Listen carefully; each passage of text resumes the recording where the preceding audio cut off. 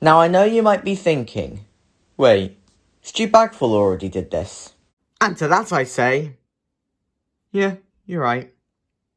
But I'm gonna do it anyway because I have different opinions which I'd like to express on YouTube. Also, I'm a noob when it comes to Big Finish, so it should be interesting to watch. You may be wondering why I chose the 8th Doctor stories specifically. Well, this is because I have always been fascinated by this Doctor, seeing as he only had one proper story, which was the TV movie. I want to see how good Paul McGann is in Big Finish, as I heard from many people that he is awesome. So, I thought I'd listen to all of his stories and review them.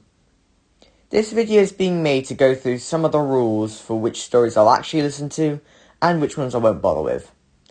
I will of course listen to all of his main range stuff, as well as the 8th Doctor Adventures series, and all of the box sets where McGann is the main Doctor.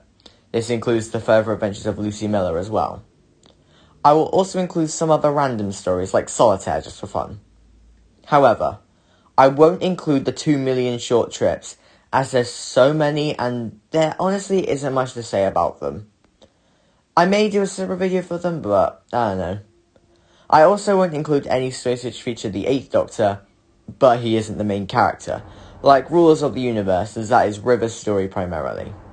I know I just said I was including Solitaire despite it being a companion chronicle, but I honestly don't care. Shut up, it's my video.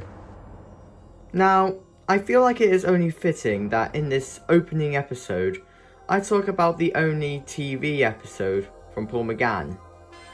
The TV movie from 1996. So, here is my review of that.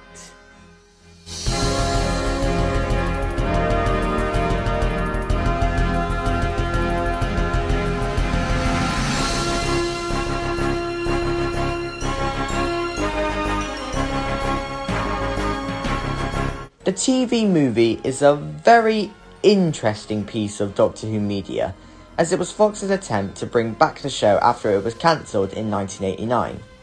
This continuation would also be a lot more American than the show before it. Instead of the main setting being London or Cardiff or something, the main setting for the story is San Francisco. I don't know why they made it more American, but I guess it was Fox's decision. The story itself, however, is quite divisive amongst the fandom. However, I don't think many people can call it unironically amazing, because it's not. It is flawed beyond belief, and there are so many things which make no sense. This story was meant to introduce new audiences to the show, and we've already got the Master appearing and a whole load of lore in the first 2 minutes. It is a dreadful new opener, and I can see why it failed. There's also the problem that the great Sylvester McCoy regenerated in this story because he was shot 2 seconds after landing in America and doctors didn't listen to him. Well, it's certainly the most realistic cause for regeneration, but it doesn't feel deserving for the 7th Doctor at all. Granted, I haven't listened to any of his Big Finish stuff, however, I love McCoy in the TV show. Furthermore, why did they make the regeneration all Frankenstein-esque? It makes no sense at all, and the dude watching Frankenstein doesn't help with this at all. Another problem is with Eric Roberts as the Master, so I'll probably have to call him my least favourite TV Master. Nothing about him screams Master. It's just some American dude with the Master inside him, and, well, before that, he's just a weird worm. Like, why? Why? What? This isn't the Master, this is just some... I don't even know how to describe it. Although, I will admit, this line is amazing. I always dress for the occasion. The 8th Doctor is definitely the best part of the story, as it's really interesting to see him have an identity crisis when he can't remember who he is, and I have no faults with McGann's acting.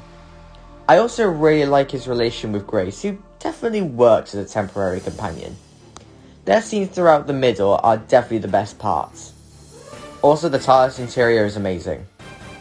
Now, despite all the flaws I have with the story, I still really like it as I think it's fun.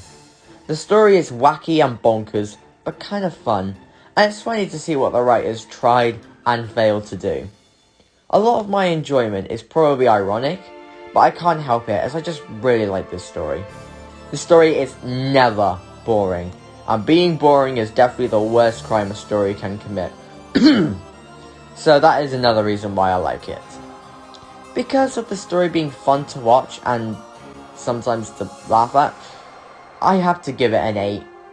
I know that's probably an unpopular opinion, but I give the TV movie an 8 out of 10. Now that I've talked about the main TV 8th Doctor story, we'll move on to the nitty-gritty next time. The next video shouldn't be too long away, as I've already listened to Storm Warning, Sword of Orion, and Stones of Venice, and I plan to listen to Minuet in Hell later today. So it shouldn't be too long. I'm currently deciding what I should do for the audio-only format, but don't worry, I have some plans which should make the videos interesting, so stay tuned for that. Feel free to leave your thoughts on the TV movie in the comments below, and as always, thanks for watching. See you next time.